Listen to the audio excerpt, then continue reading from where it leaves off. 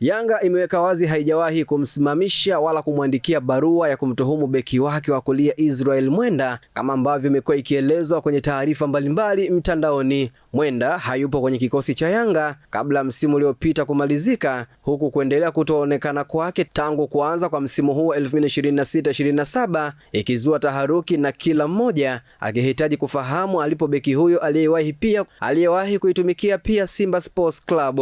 Baada ya ukimya huo, ikaelezwa beki huyo alisimamishwa na Yanga kwa madai ya kutuhumiwa kuihujumu timu hiyo katika baadhi ya mechi za ligi kuu bara, hatua ambayo imeuibua uongozi wa mabingwa hao na kuweka wazi. Akizungumza hilo, meneja habari na mawasiliano wa Yanga Ali Kamwe amesema madai hayo hayana ukweli na uongozi wa klabu hiyo haukuwahi kumsimamisha Mwenda wala kumtuhumu na jambo lolote. Kamwe amesema Mwenda mwenyewe ndiye aliyetangulia kukaa nje ya timu bila taarifa na baadaye akaiandikia barua klabu hiyo akiomba kukaa nje ya timu, kisha Yanga kuijibu kwa kumtaka kujieleza na kurudi kazini, ambapo nikimnukuu Kamwe amesema hizo taarifa za tumemsimamisha Mwenda sio za kweli hata kidogo. Yanga ni klabu inayofuata utaratibu kwa waajiriwa wake. Nimeona sehemu pia wanasema Yanga tumemwandikia barua tukimtuhumu kwamba ameihujumu klabu. Huo nao wote ni uongo. Ukweli ni kwamba kabla hata ya msimu kumalizika, Mwenda alikosekana kwenye timu, tena bahati mbaya hakuwa ametoa taarifa yoyote, na wakati huo tukiwa kwenye presha kubwa ya kutafuta ubingwa, tulijiuliza na kutafuta aliko, tukaambiwa yupo, na sisi tulijiridhisha kwamba yupo na hana shida kiafya. Wakati ule tukasema tuendelee na vita, haukuwa wakati sahihi wa kuanza kutafuta mwanajeshi wako ambaye ameamua kujiondoa vitani. Tukaweka akili zetu kwenye kutafuta ubingwa, tukiendelea na wanajeshi wetu watiifu. Baadaye mwezi Julai, uongozi ukapokea barua kutoka kwa Mwenda kwamba ameamua mwenyewe kujiweka kando. Tukashangaa, lakini tukamjibu kwamba anatakiwa kurudi kazini, na kwenye barua hiyo wala hakuandika haya mambo ambayo yanasemwa sasa. Mwisho kunukuu.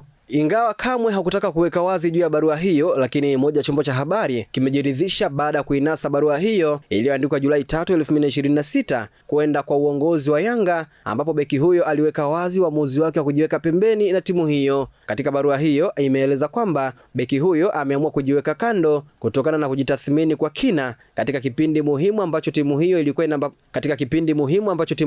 inapambana kufikia malengo yake kutokana na kiwango chake cha wakati huo. Akizungumzia juu ya kutomlipa mishahara yake, Kamwe amesema Yanga haikuweza kumlipa mchezaji ambaye ni mtoro kazini, ambapo hatua pekee stahiki waliofanya ni kujibu barua yake na kumtaka arudi kazini. Wakati sakata hilo linafukuta, imefahamika kwamba chanzo cha tuhuma hizo ni beki huyo kutuhumiwa kuihujumu klabu hiyo kwenye mchezo dhidi ya Simba uliopigwa Mei 3, 2026 pale uwanja wa Meja Jenerali Samuyo uliomalizika kwa sare ya mabao 2-2. Bosi mmoja wa juu wa Yanga amesema baada ya mchezo huo Mwenda alipokea presha kubwa kutoka kwa mashabiki kutokana na makosa ambayo yalitokea kwenye mechi hiyo na kuamua kukaa pembeni. Nikimnukuu bosi huyo alisema, kuna mchezaji anasemwa vibaya kwetu kama Mwamnyeto, lakini sisi kama uongozi kuna namna ya kuyafanyia kazi upungufu wa wachezaji wetu. Hujawahi kuona Mwamnyeto anachukua uamuzi kama wa Mwenda aliposakamwa na mashabiki, mwenyewe akaamua kukaa pembeni tena bila kutufahamisha. Mwisho kunukuu. Alipotafutwa Mwenda kuzungumzia sakata hilo hakupatikana, lakini baba mzazi wa beki huyo Osoro Mwenda amesema kwa sasa hawataki kuendeleza malumbano zaidi ya kutafuta suluhu kati ya klabu hiyo na kijana wake. Osoro amesema awali alizungumza na rais wa Yanga Injinia Hersi Said juu ya mzozo huo na kukubaliana mambo machache, lakini juzi amepigiwa simu na watu wa serikalini na wadau wa klabu ya Yanga akiambiwa swala hilo linafanywa kazi. Imeandikwa na Khatim na Heka na kusoma kwako na Hamza Saifo.